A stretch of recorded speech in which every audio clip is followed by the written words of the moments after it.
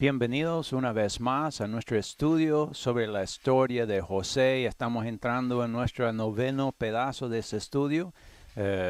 Hoy lo vamos a estar tocando tanto pedazos en la historia de José sobre cuando sus hermanos llegaron a Egipto a comprar comida, como también quiero yo apartar y ver una historia histórico de otra nación que habló acerca de estos 7 años de sequedad.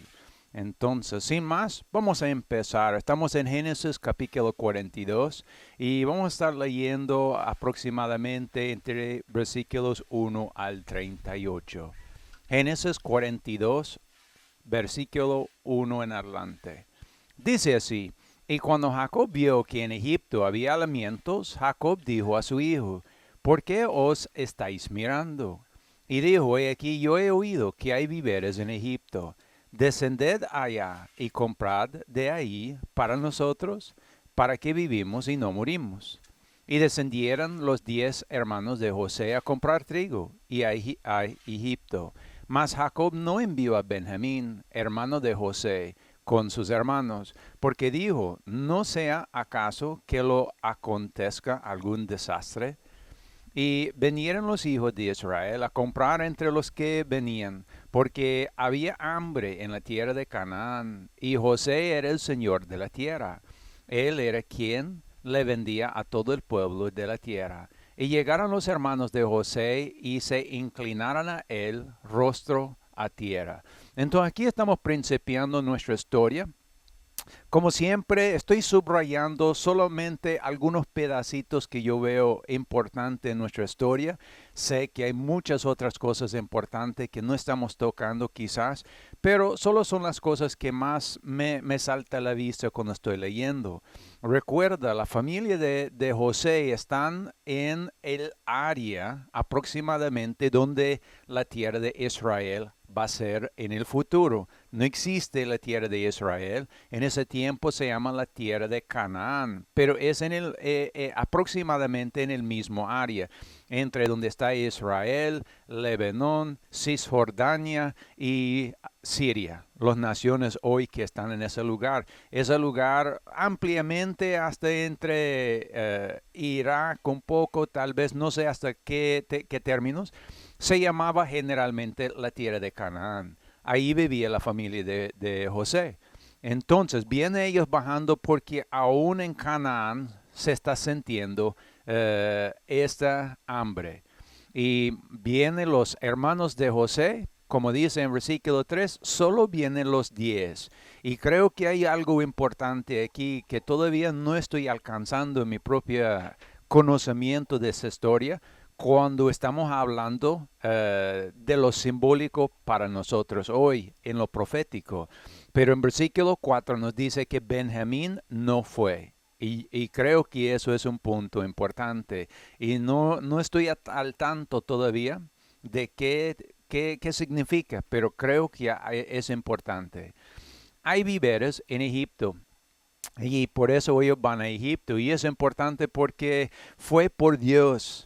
No fue por el faraón ni por su inteligencia, sino Dios mandó a José allá para salvar a su familia. Entonces él, por la sabiduría que Dios le dio a José, prosperó por los 7 años de bendición a Egipcio, y ahora que están entrando en los años de falta de comida, están viviendo de la bendición que le ha tenido, y eso es importante, pero todo tiene que ver con que Dios estaba ahí trabajando, y por eso siempre en nuestra propia vida necesitamos aquella conexión con Dios, porque Dios nos puede ayudar a salir y también a sobrevivir las tragedias que tal vez llegan a nuestras vidas personales. Entonces van sus hermanos a Egipcio, llegan. José dice en versículo 6, es el Señor de la tierra. Sabemos que aún arriba de él está el faraón, pero según la bendición, José está en el segundo de mando. Y llega a sus hermanos sin reconocer a José, inclinan a él, adoran a él, aunque ellos todavía no están comprendiendo muy bien lo que están haciendo. Es interesante ver la historia de esa época en Egipcio, nada más, entre los años 1720 y 1670 aproximadamente antes de Cristo. Según los arqueólogos, en Egipcio no hubo realmente una sequía, pero históricamente fue una sobreabundancia de agua, inundaciones, por lo que no se podía producir nada. Durante ese tiempo se cavó un canal para tratar de eliminar parte del agua. Ese canal, como mencionamos en una parte anterior de ese estudio, se llama el Canal de José. También sabemos que solo afecta ciertas partes de la producción, ya que cuando Jacob envió a sus hijos de la segunda vez, que vamos a ver más allá en la historia, los envía con frutas y nueces que ellos tenían. En realidad es solo por grano que Jacob envía a Egipto. ¿Cómo se traduce ese periodo para nuestro tiempo? Pues sabemos que van a venir dificultades y como vamos a ver aún en lo histórico alrededor de ese tiempo, diferentes lugares sufrió diferentes cosas. Canaán, Egipcio, otras naciones, pero esta fue algo que afectó un área bastante amplio. Afectó todo el mundo, todavía no se sabe, porque los arqueólogos todavía están descubriendo lo que pasó en los tiempos de antes. Pero ya hemos encontrado varios textos muy antiguos que hablaba de 7 años de sequedad o 7 años de desastre entre ese periodo de tiempo. Entonces podemos pensar que en nuestro periodo de tiempo, si los 7 años siempre nos pertenecen, va a haber años de dificultad y quizás en cada lugar distintos. En algunos lugares tal vez falta de comida, otros lugares tal vez plagas y así puede afectar a cada quien un poco distinto. Pero es importante tener en cuenta que el libro de Zacarías apunta muy probablemente a José y sus implicaciones proféticas para nosotros. Esto es, sería lo que probablemente esperemos durante los 7 años de problemas para nosotros. Zacarías 8, capítulo 1, versículo 8 al 10. Y dice Zacarías 1, versículo 8 al 10. Vi de noche y he aquí un varón de cabalgada sobre un caballo alazán, y el cual estaba entre los mirtos, y había en la hondura. Y detrás de él había caballos alazanas, overos y blancos. Entonces dijo, ¿qué son estos, Señor mío? Y me dijo el ángel que hablaba conmigo, yo te enseñaré qué son estos.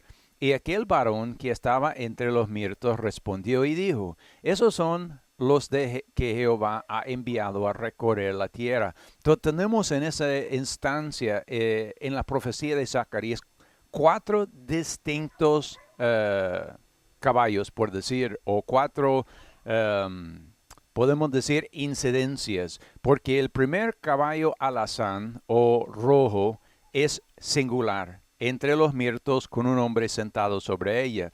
Detrás de él había caballos, y eso es plural. Quiere decir, hay alazanas, overos blancos, pero puede ver varias alazanas, varios overos o varios blancos. Posible. Entonces son cosas que están, como dice en 10, recorriendo todo el mundo, tocando a cada quien distinto.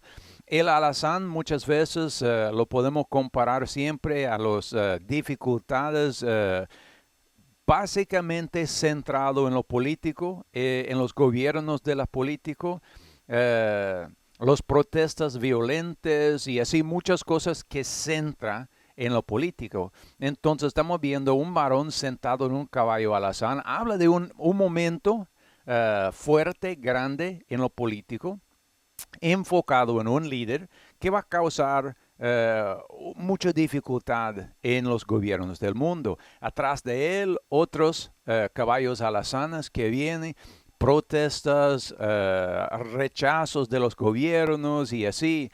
El caballo overo habla de plagas, enfermedades y muerte.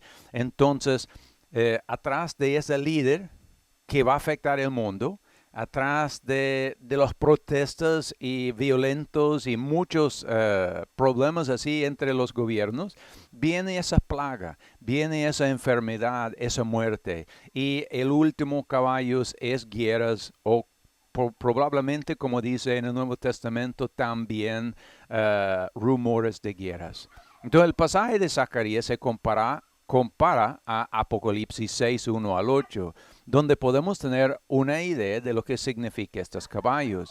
El caballo rojo o alazán, que indica agitación político o disturbios.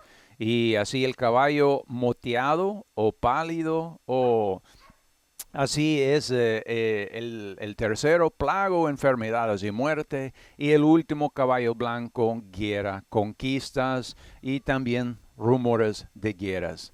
Entonces, esas son las cosas que están por suceder. Como lo dijo, quería yo apartar por un momento a ver otra historia que habla de estos 7 años de dificultad. Esa es la historia que viene de China. Salió siempre del mismo periodo de tiempo, cerca de 1675 a 1646 aproximadamente, no se sabe por seguro. Se habla del virtuoso Cheng Tang de la dinastía Shang. Interesante historia. Vamos a ver solo un pedacito chiquito. Dice, como un monarca ora por sus súbditos, su conducta virtuosa moverá tanto el cielo como la tierra y, y dejarán un buen ejemplo para las generaciones futuras. Entonces aquí está hablando de un líder que ora por su gente. Eso ahorita me llama la atención como algo bueno.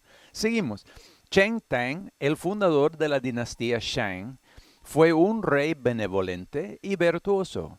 En la biografía de emperadores o Di Wangxi Qi en China, Cheng fue descrito como un hombre de 9 pies de altura con la virtud de un santo. Entonces, es el hombre sobre el cual estamos hablando. Parece como si pudiera ser un creyente. Como esta historia puede ser que fue escrito o traducido más que todo por alguien que tal vez no está pensando que Cheng Tang podía ser creyente. Ellos tal vez están traduciendo las palabras un poco distintos, pero al leer eso podemos ver en el fondo la posibilidad de una creencia en Dios acá. Pero seguimos, lo subrayado. Dice, después de que Cheng Tang estableció la dinastía Shang, la grave sequía que había comenzado durante el reinado de Qi, de la dinastía Xi, continuó afectando a China. La sequía duró 7 años, interesante. Provocó que todos los ríos y pozos se secasen, mató todo el pasto y los árboles y impidió la germinación de las semillas de los cultivos, negando así a la gente cualquier cosecha. Desde el comienzo de la sequía, Cheng Tang había erigido un altar en los suburbios y rezó o oró fervientemente al cielo para que termine la sequía con lluvia. Había pasado 7 años, pero la sequía aún persistía. Cheng Tang ordenó al astrónomo real que buscara una solución a través de la adivinación. Después de la adivinación, el astrónomo dijo, debemos usar el sacrificio de un hombre a Dios para terminar con la sequía. Y siempre, bueno, mirando eso a punto de un ateo, por decir, podemos mirar que tal vez eran una gente religiosa, no muy inteligente, algo así.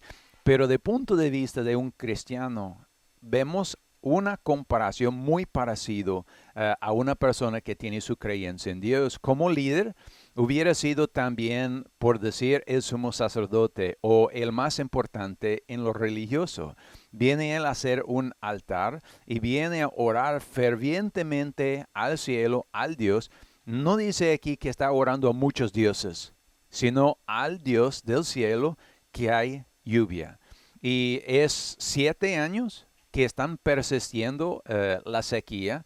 Dice que ordenó el astrónomo real que buscaría una solución. Y yo pienso, ya el traductor que tradució eso, no sé cuál era la palabra en China, original, ahí donde dice astrónomo, pero comparando por un momento nuestra historia de José, podemos nosotros pensar en el faraón, sus historiadores, ¿qué hubiera llamado a José?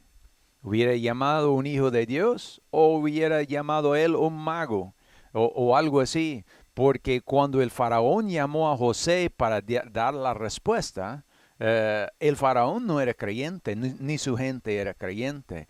Entonces probablemente hubiera usado históricamente una palabra para José que era más parecido a lo que ellos tenían y creían.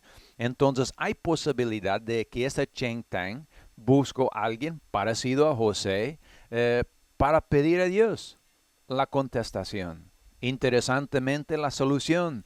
Debemos usar el sacrificio de un hombre a Dios para terminar con la sequía.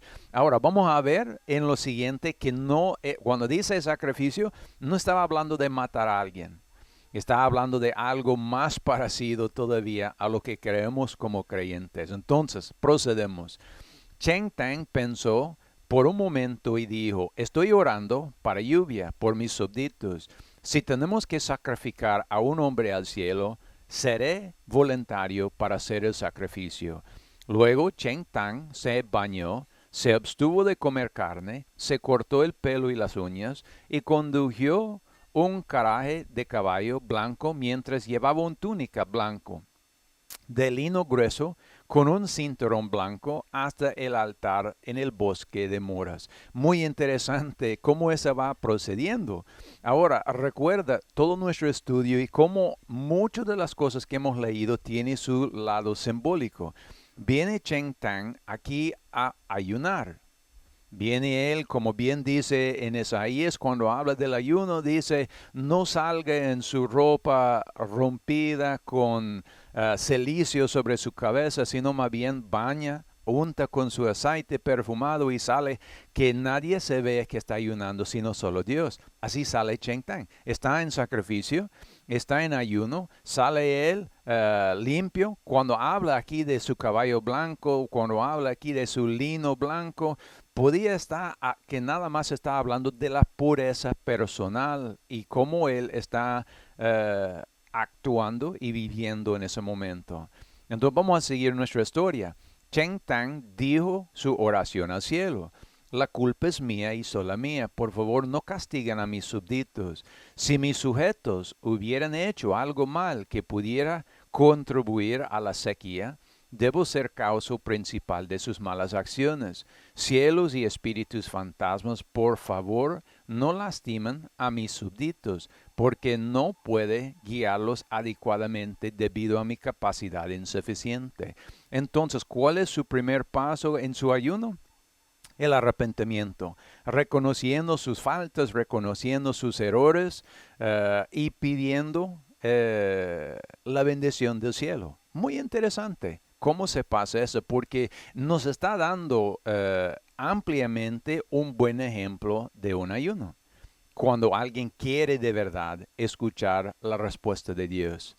Dice, luego Cheng Tang se reprendió a sí mismo por 7 asuntos y dijo, entonces examinando a sí mismo, vea cuáles son sus errores para que Dios conteste su oración. Dice, ¿fue la sequía causada por falta de ley y orden en mi administración? Empieza a ver sus acciones, porque sabemos que nuestras acciones importan. Dice el segundo, fue porque había sido ajeno a la dificultad de mis súbditos y porque no puede cumplir con sus expectativas. Entonces, ¿será que él no está viendo los problemas y necesidades de su pueblo? Número 3. La sequía fue causada por alguna corrupción de funcionarios del gobierno del que no estaba al tanto. Entonces, él está comparando todos los problemas que realmente hoy en día puede ser parte de nuestros problemas por el mal que está en el mundo. Los funcionarios gobernales quizás que no están muy honestos. Hay mucha queja de corrupción, hay mucha queja de mal gasto. Dice el cuarto, pedí dinero o mano de obra construyendo el palacio imperial de tan gran escala. Está reflexionando sobre todas sus obras como líder. Permití que la reina interferir con la política. Empleé funcionarios gubernamentales corruptos o maliciosos y tomó sus malos consejos. Entonces, todo esto es una reflexión tratando de ver cuál es su error para que él pueda arrepentir, cambiar y que la lluvia puede empezar. Cuando Cheng Tang terminó su autorreflexión, comenzó a llover delante de varias miles de li.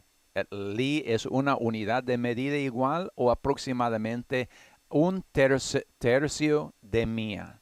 La historia sobre la voluntad de Cheng Tang para hacer el sacrificio vivo al cielo fue registrado en la historia, los grabados históricos por Lu o Lu Shi Chun Qi en chino, los trabajos de Moquis o Mo Si en China, los trabajos de Shun Si o Shun Si en China, la historia de la dinastía Zhao Lu, Qi, Jin, Zhen, Chu, Wu, Ye o Gu Yu en China, Xiao Huan, escrito por Lui Sheng, también como muchos otros libros históricos. La historia de Cheng Tang se registró constantemente en todos esos libros. ¿Qué quiere decir?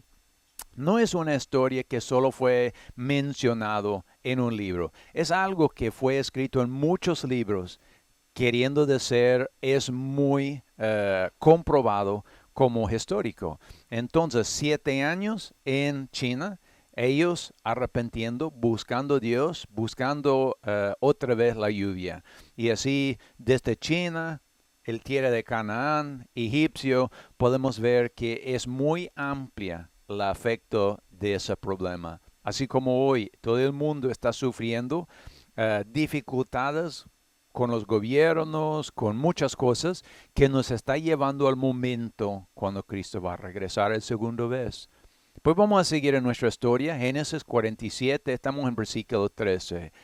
Y no había pan en toda la tierra, y el hambre era muy grave, por lo que desfalleció de hambre la tierra de Egipto y la tierra de Canaán.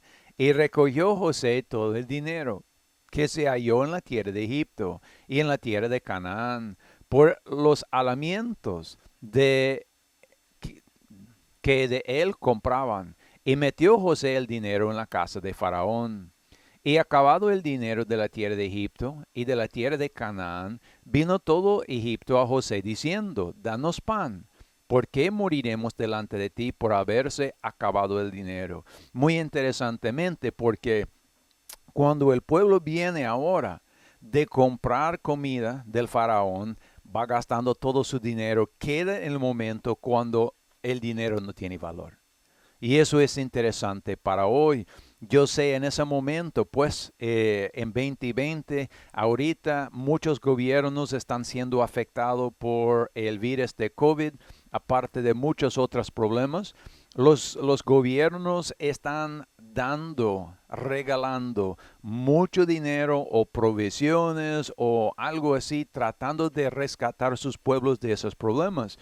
Y eso se va a devaluar el dinero y va a llegar posiblemente un momento cuando el dinero no tiene valor absolutamente nada. Y eso puede afectar más que solo un área, puede afectar todo el mundo.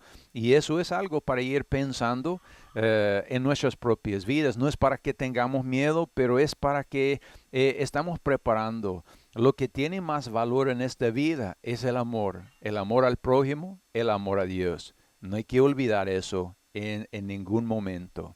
Versículo 16. Y José dijo, dad vuestro ganado, y yo os daré por vuestro ganado, si se ha acabado el dinero. Entonces ellos gastó todo su dinero. Ahora todo su ganado, sus ovejas, sus cabras, todos sus animales le están trayendo para cambiar por grano. Versículo 17.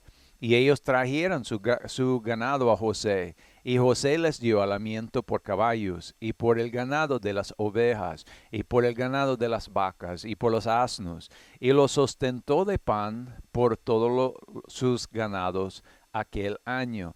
Entonces pasó el primer año, pasó el segundo año y ahora están quedando completamente acabados en todo. Versículo 18. Y acabado aquel año, vinieran a él el segundo año y le dijeran, no encubrimos a nuestro Señor que el dinero ciertamente se ha acabado. También el ganado es ya de nuestro Señor. Nada ha quedado delante de nuestro Señor sino nuestro cuerpo y nuestra tierra. ¿Por qué morimos delante de tus ojos? Así nosotros, como nuestra tierra, cómpranos a nosotros y nuestra tierra por pan, y seremos nosotros y nuestras tierras siervos de Faraón. Y danos semilla para que vivemos y no muremos, y no sea asolado la tierra. Entonces podemos ver el siguiente etapa de esa tragedia. Terminó el dinero, terminó sus animales, ahora viene a terminar con sus tierras y hasta con su propia vida, a vender su vida, que quede en manos del faraón como un esclavo. Nada más están ellos pidiendo semilla para sembrar, para tratar de sembrar. Cuando el momento llega. Entonces podemos ver esa calamidad, cómo va aumentando momento por momento. Versículo 20. Entonces compró José toda la tierra de Egipto para Faraón, pues los egipcios vendieron cada uno sus tierras, porque se agravó el hambre sobre ellos. Y la tierra vino a ser de Faraón, y en cuanto al pueblo lo hizo pasar a las ciudades desde un extremo hasta el otro extremo del término de Egipto. Entonces, en esos pocos versículos, como brincamos adelante en Génesis a capítulo 47, hemos visto el tragedia, como realmente sufrían en Egipcio, también una parte en Canaán, probablemente algo parecido está sucediendo en China por la historia que acabamos de leer también. Es algo bien amplio. Cada lugar quizás está tratando de solucionarlo a como puede. Donde hay personas que son creyentes, pues están orando, están ayunando, están buscando soluciones con Dios. Donde hay gente que no son creyentes en nada, pues probablemente son los lugares donde más están sufriendo.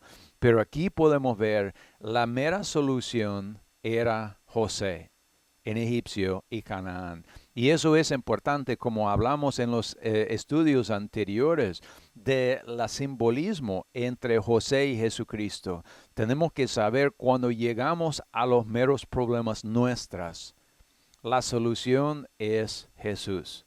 A Él tenemos que ir. Y como bien dijo el faraón a su pueblo, haga lo que José dice. Quiere decir, debemos orar, debemos ayunar a Jesús y hacer lo que Él nos dirige a hacer. Guardar no solo sus mandamientos y todo eso que ya debemos estar guardando, pero también si Él nos dice hoy, guarda un poco de grano o algo así, pues, según lo que nos habla personalmente, debemos escuchar, porque hay problemas por delante de nosotros y necesitamos preparar. Y la única preparación que podemos hacer que va a tener valor es aquella preparación que Dios mismo nos advierte para hacer. Entonces debemos estar orando y pidiendo, Dios, ¿será que hay algo que yo debo hacer? Si no hay nada, si Él no dice nada, entonces hay que tener fe. Pasa lo que pasa, Él nos va a llevar y nos va a cuidar, porque Él ama mucho a su pueblo. No debemos nosotros actuar de una manera loco, tal vez como algunos que están guardando un montón de comida y todo eso, sin que Dios nos habla. Si Dios nos dice, hágalo, bien, está bien. Pero siempre Dios en su palabra dice que Él habla por 2 o 3 testigos. Entonces debe haber una amplia comprensión entre los hermanos que sí, Dios está diciendo a nosotros en nuestra área, prepara de tal manera. De otra manera, debemos nada más guardar nuestra fe en Dios. Entonces volvemos a Génesis 42. Como estuvimos en el momento cuando sus hermanos venían a comprar, pero brincamos a 47 a ver la realidad de toda esa pandemia. Ahora regresamos a la historia. Estamos en Génesis 42. Seguimos en el versículo 7 al 13. Dice, y José, como vio a sus hermanos, lo reconoció, mas hizo como que no los conocía. Y les habló ásperamente y les dijo, ¿de dónde habéis venido? Y ellos respondieron, de tierra de Canaán a comprar alimientos. Y José pues reconoció a sus hermanos, pero ellos no los reconocieron. Y creo que es importante porque hablando proféticamente de nuestro tiempo, podemos saber que muchos del pueblo de Israel todavía no están reconociendo a Jesús. Él ha dado la tierra de Israel a ellos otra vez. Él ha dado a ellos ampliamente sus tierras y acabó de dar Jerusalén por capital reconocido mundialmente, pero todavía ellos no están reconociendo bien a Dios. Entonces hay una buena comparación aquí, porque como José es como Cristo, es a Cristo que ellos tienen que reconocer, el Mesías. Eso es importante. Entonces, cuando ellos por fin reconozcan la Mesías, es el momento más importante en nuestra historia. Entonces, versículo 9. Entonces se acordó José de sus sueños que había tenido de ellos, y les dijo, espías son, por ver lo descubierto del país habéis venido. Entonces, él conoce quiénes son sus hermanos, él conoce también lo que ellos han hecho. Creo yo que él todavía tiene dudas. ¿Quiénes son sus hermanos? ¿Y qué van a hacer? Porque cuando él salió de su tierra, sus hermanos estaban pensando en matar a él, estaban pensando también en vender a él, pues lo vendió a él. Entonces hay ciertas dudas todavía de sus caracteres. Entonces viene él y ellos empiezan a hablar y quieren comida. Él quiere probar sus caracteres. Entonces el primer paso es decir, para tratar de probar sus caracteres, que ellos son espías. Y todos nosotros somos hijos de un varón. Somos hombres de verdad. Tus siervos nunca fueron espías. Y él les dijo, no, sino que para ver lo descubierto del país habéis venido. Y ellos respondieron, tus siervos somos 12 hermanos, hijos de un varón, en la tierra de Canaán. Y aquí el menor está hoy con nuestro padre, y otro no lo parece. Entonces ellos vienen defendiendo sus caracteres, pero la verdad es, ellos han mostrado malos caracteres. Y José no sabe si ha arrepentido o han cambiado sus caracteres. Lo único que él sabe es que son sus hermanos. Es interesante, en ese primer año cuando aparecen los hermanos de José, no lo reconocen, pero él sí la reconoció. Luego los bendice enviando su dinero con ellos cuando se van a casa con su grano. Si miraremos a Zacarías durante nuestro primer año, también vemos que Israel aún no reconoce a Jesucristo. Pero él los reconoció y comenzó a bendecirlos y a luchar por Jerusalén. Como vamos a ver en la historia de José, él reconoció a sus hermanos. No solo eso, aunque él dudaba de su carácter, podemos ver, y eso vamos a ver en la historia, cuando ellos salían con su grano, él regresó su dinero, él regresó y bendeció a ellos aún mayor, sin que ellos saben por qué. Entonces, vemos a Zacarías 1, versículos 15 y 16. Dice, y estoy muy indignado contra las naciones que están reposadas, porque cuando yo estaba enojado un poco, ellos ayudaron para el mal. Por tanto, así dice Jehová, yo me he vuelto a Jerusalén con misericordia, y en ella será edificada mi casa, dice Jehová de los ejércitos, y el cordel será tendido sobre Jerusalén. Entonces viene Jesús a medir Jerusalén, viene a ver cuál es la cualidad de su pueblo. Pero dice en 16, yo me he vuelto a Jerusalén con misericordia, y ella será edificada mi casa. Pues sabemos que solo fue unos pocos años pasados cuando Jerusalén fue oficialmente reconocido por la mayoría del mundo como capital de Israel. En ese momento estamos. Pero Israel todavía no ha reconocido a Jesús. Como dice aquí en versículo 15, las naciones alrededor de Israel, como miraban que estaban castigados por Dios, ellos ayudaban a castigar más. pero eso no era bien con Dios. Él está muy en contra y muy enojado con aquellas naciones al contorno. Regresamos a nuestra historia. Estamos en versículo 14, Génesis 42, versículo 14 en adelante. Y José le dijo, eso es lo que os he dicho, afirmado que sois espías.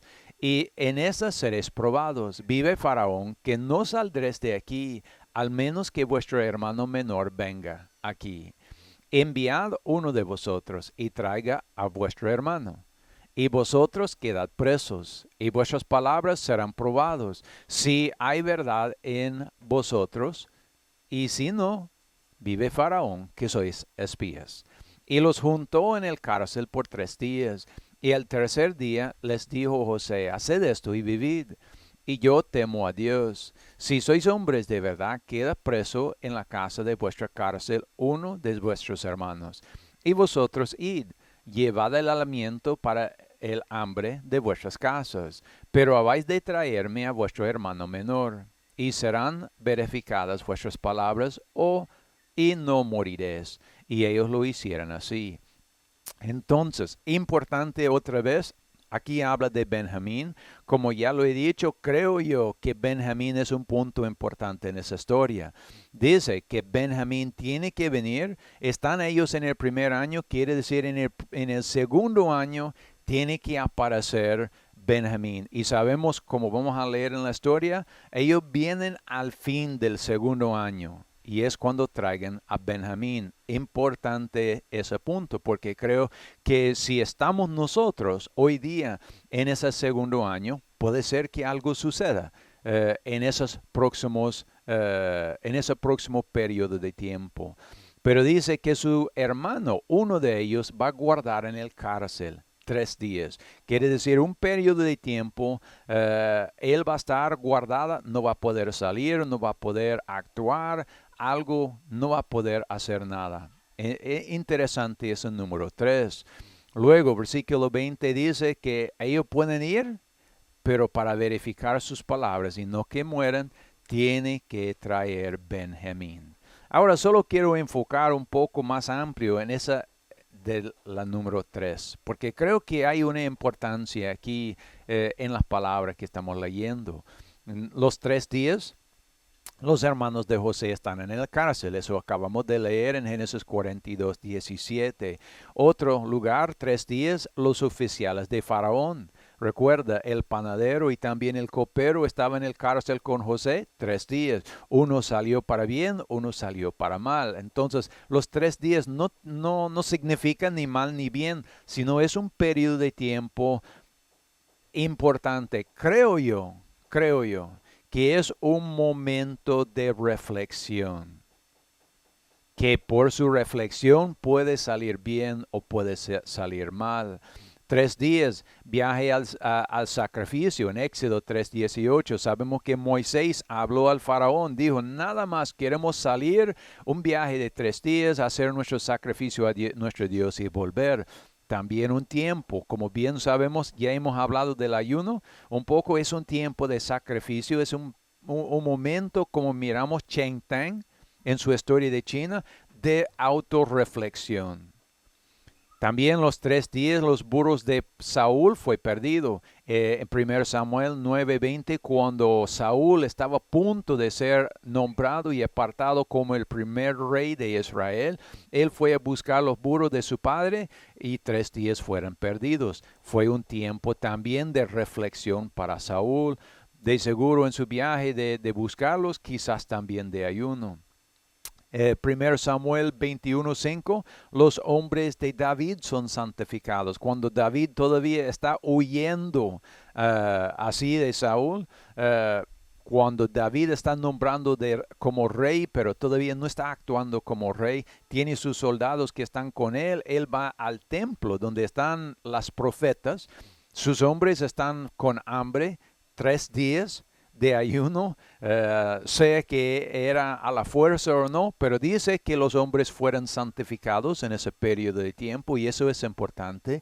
Entonces el sacerdote le da a David las panes consagrados para el templo, que únicamente son para los sacerdotes. Entonces, como ellos eran santificados en ese periodo de tiempo, fueron bendecidos con ese pan. Si no fuera por eso, quizás este pan hubiera sido como veneno o castigo para ellos. Luego Jonás en el pez, Jonás 1:17. Y sabemos bien que Jonás estaba huyendo de Dios y el trabajo que Dios le había dado. Y su tiempo en el pez era ayuno y reflexión, muy importante.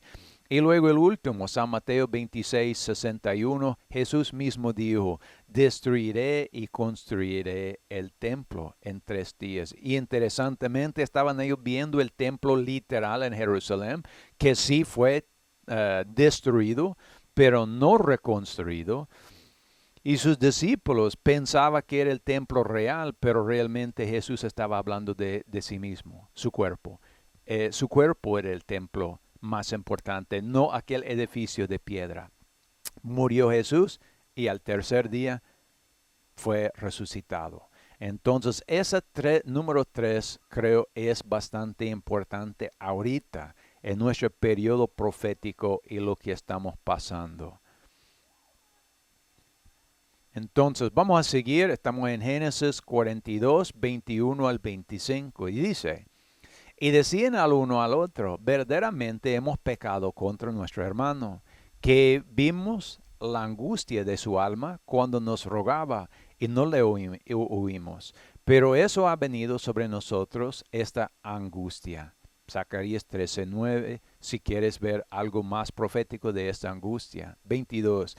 Entonces Rubén le respondió diciendo, no os hablé yo y dije, no peques contra el joven, y no escuchaste, y aquí también su sangre es requerido. Entonces sus hermanos en ese momento, viendo los problemas que están sufriendo, están reconociendo sus errores, están sintiendo el remorso de conciencia por lo que había hecho y ahora sabe que hay que pagar ese error. Y es la verdad, por eso necesitamos arrepentimiento en la vida, porque nuestros errores van a ser requeridos de nuestras manos. No cree que lo vamos a escapar.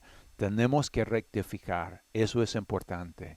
Versículo 23. Y ellos no sabían que los entendía José porque había intérprete entre ellos. Entonces José está escuchando y conociendo el carácter de sus hermanos, que sí hay un remordimiento de conciencia en ellos.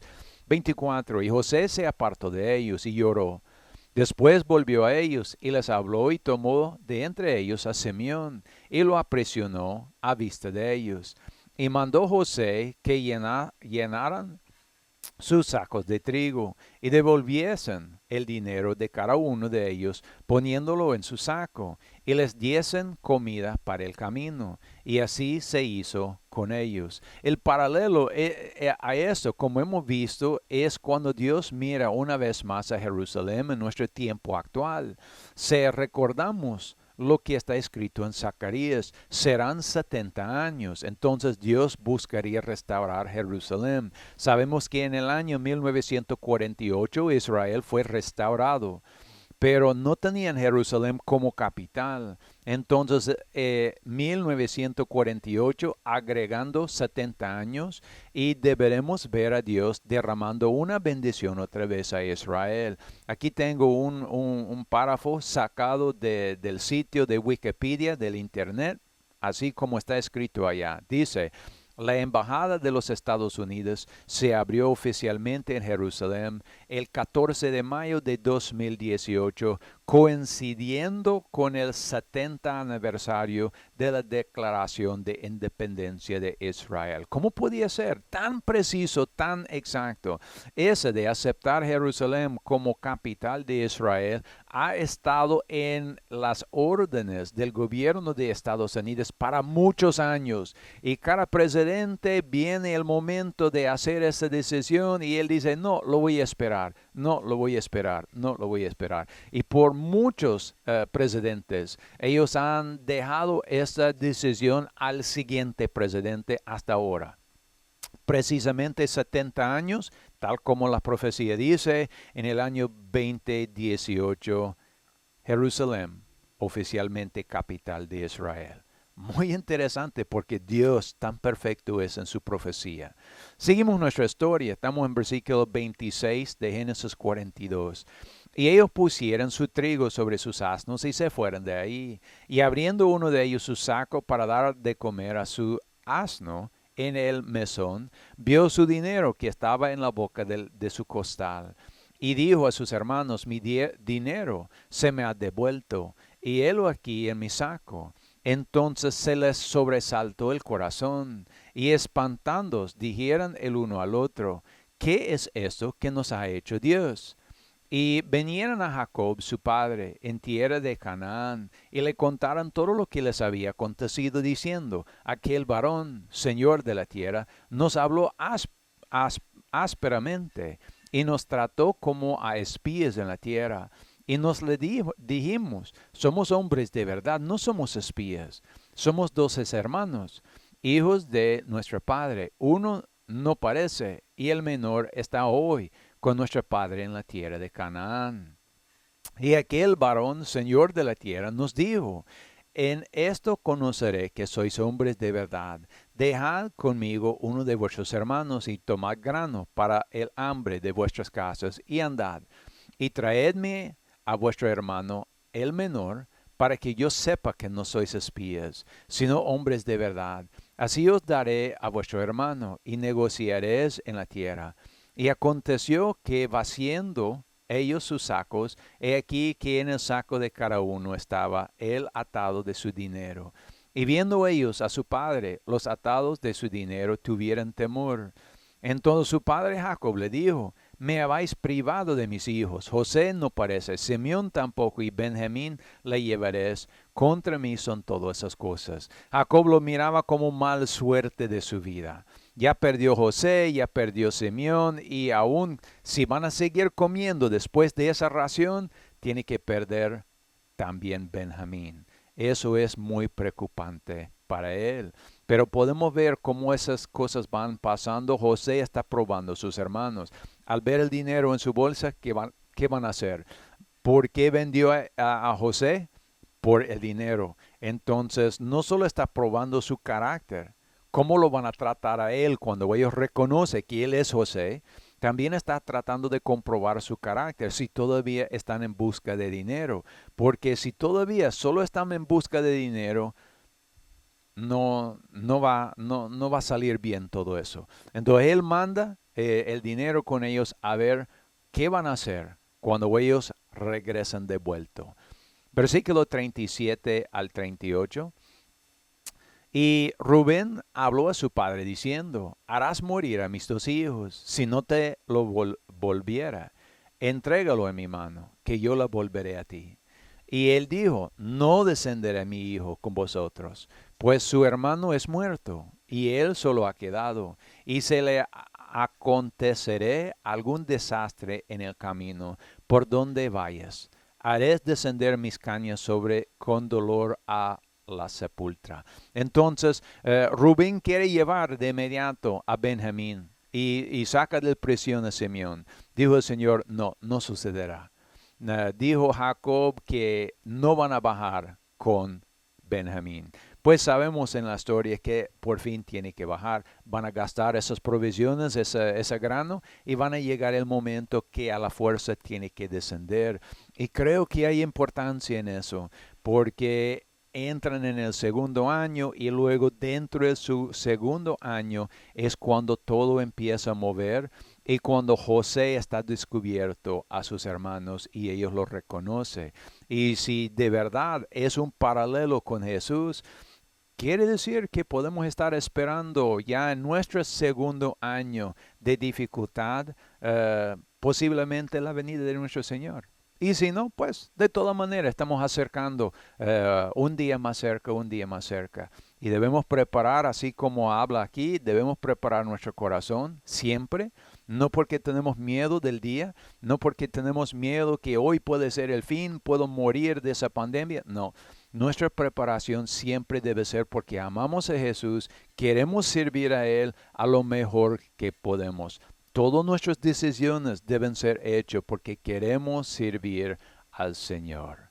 Entonces, Eso es el último del noveno parte. Vamos a seguir con el décimo parte con la historia otro día. Gracias por su tiempo compartiendo esa historia conmigo. Que Dios lo bendiga.